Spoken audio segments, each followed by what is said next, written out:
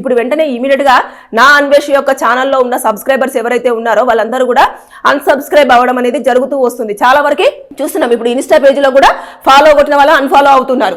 కాబట్టి ఇప్పుడు చూసుకుంటే అతని పైననైతే చాలా వరకు చాలా ప్లేసులలో కూడా కేసులు ఫైల్ అవుతున్నాయి. ఆ ఫైల్ అయిన తర్వాత ఇప్పుడు మనమైతే నిజంగానే ఇక్కడ ఎన్ని కేసులు పెట్టినా ఏం చేసినా ఎన్ని శిక్షలు ఉన్నాయని చెప్పేసి మనం చెప్పినా సరే ఆ పర్సన్ ఆ కంట్రీ నుంచి వెళ్ళి ఇండియాకు వస్తేనే ఆ సెక్షన్స్ అన్నీ కూడా అప్లికేబుల్ అవ్వడం అనేది జరుగుతుంది. ఒకవేళ ఇక్కడ పెట్టిన కేసులు ఏవైతే ఉన్నాయో అవి కనుక అట్రాక్ట్ అవుతే మినిమం 5 సంవత్సరాల వరకు జైలు శిక్షను విధించే అవకాశం ఉంటుంది. దాంతోపాటు ఫైన్ విధించే ఛాన్సెస్ కూడా ఉన్నాయి.